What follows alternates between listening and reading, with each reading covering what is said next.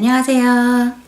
오늘은 엄마들한테 굉장히 대박책으로 유명한 일본 창작책 차일드 애플을 좀 보여드리려고 해요. 보통 한 2돌 전후에서 한 3돌 정도까지 많이 읽히는 책인데 이 책을 중고로 사려고 좀 알아보다 보니까 개정이 너무 많이 돼가지고 버전이 되게 많더라고요. 차일드 애플, 빅 차일드 애플, 리틀 차일드 애플, 해피 차일드 애플, 드림 차일드 애플. 정리를 해보자면 가장 오래된 버전 그게 차일드 애플이고요. 세이펜이 되는 버전이 해피 차일드 애플이고 가장 신간 책이 드림 차일드 애플이라는 책이에요. 차일드 애플은 제가 맘카페에서 2만원에 전집을 중고로 드렸어요. 해피차일드 애플은 개똥인에서 16만원에 새 책 같은 중고로 샀고요. 제가 해피차일드 책을 샀던 이유가 세이펜이 되는 버전이어서 샀거든요. 제가 다른 영상에도 얘기를 했지만 어렸을 때 좀 책에 흥미가 없었던 아이라 책에 흥미를 좀 돋아주려고 책을 다 일부러 세이펜 버전으로 샀는데 얘는 약간 좀 오래된 책이라 그런지 좀 음원 속도도 좀 느리고 뭐 이렇게 세이펜으로 꼭 들어야 되겠다라는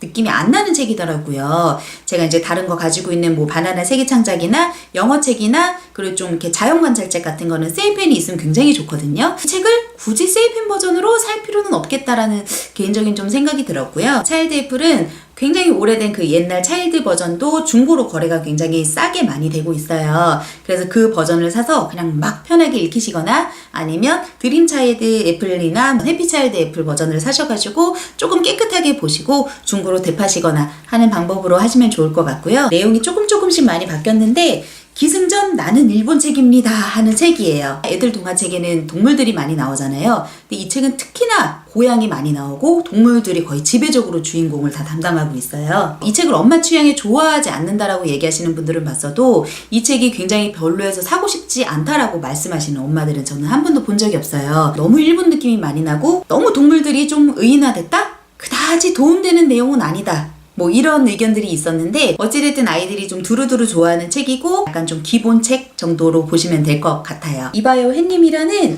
저는 좀 좋아하는 책이에요. 햇님이 너무 쨍쨍거려가지고 주인공인 토리가 지쳤대요. 너무 더우니까 모든 사람들이 땀을 흘리고 덥다고 더위가 지긋지긋하다고 막 얘기를 해요. 결국 토리가 총대를 메고 햇님한테 따지러 가요. 너무 더우니까 좀 제발 그만해요 라고 얘기를 했대요. 그랬더니 햇님이 슬픈 표정으로 서쪽산으로 넘어갔대요. 날씨도 안 덥고 친구들과 술래잡기하고 축구할 생각을 하면서 잠이 들었는데 햇님이 그 다음날도 나오지 않는 거예요. 토리는 점점 노는 게 재미가 없어지고 밥도 맛이 없어졌어요.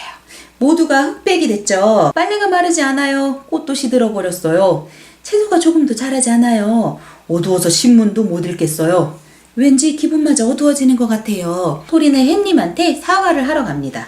제발 내일은 꼭 나와달라고 얘기를 했더니 햇님이 짠 하고 나왔어요. 날씨는 조금 덥지만 그래도 햇님이 있는 게 좋다라는 내용입니다. 책마다 부모 설명책 같은 게 있잖아요. 책을 읽고 어떠한 내용의 메시지를 전달해 줘야 되는지 그게 이 차일드 애플 같은 경우는 여기 옆에 다 있어요. 한 사람은 토리가 되고 한 사람은 햇님이 되어서 역할 요리를 해보래요. 토리가 하는 말을 잘 듣고 햇님이 어떤 기분이 들었는지 말해보래요. 이런 내용을 이제 한 4살 정도 되니까 아이랑 얘기할 수가 있더라고요. 제가 서비스로 받았던 이 책 2권인데 이 책을 보고 드림 차일드 애플도 사고 싶다는 생각이 들었었어요. 그래서 찾아보니까 드림 차일드나 해피 차일드나 한 반 이상은 거의 또 똑같더라고요. 제목이 할아버지 바나나하고 할머니 바나나예요. 근데 여기에 가족에 이제 할아버지, 할머니, 아빠, 엄마, 나 이렇게 사는데 할아버지, 할머니랑 서로 잘 익어가고 있다고 칭찬을 해주고 있어요. 근데 어느 날 바나나 껍질을 밟고 넘어져요, 주인공이. 누가 바나나 껍질을 벗어놓은 거지? 이건 할아버지 껍질이래요. 그래서 할아버지가 저쪽 안쪽에 들어가서 짠! 하고 나왔는데 초코 바나나가 되셨대요. 껍질을 벗고 변신했다면서 자랑하시는 할아버지예요. 냉장고 앞에 바나나 껍질이 또 놓여져 있어요. 누군지 알겠죠? 자, 할머니가 짠! 하고 나와서 아이스 바나나가 된 모습을 자랑하고 있어요. 또 누군가가 또 놀러왔어요. 봤더니 바나나 크레이프가 됐고 바나나 우유가 된 할머니가 왔어요. 모두 다 이렇게 파티를 하고 있어요.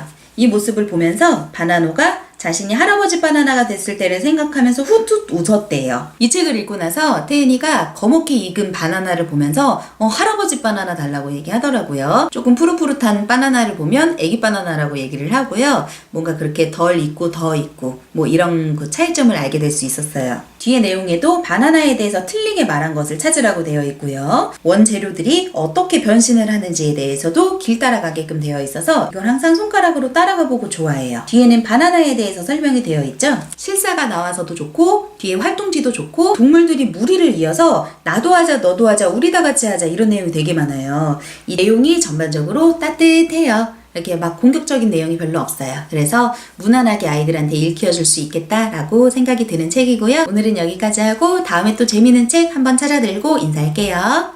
안녕.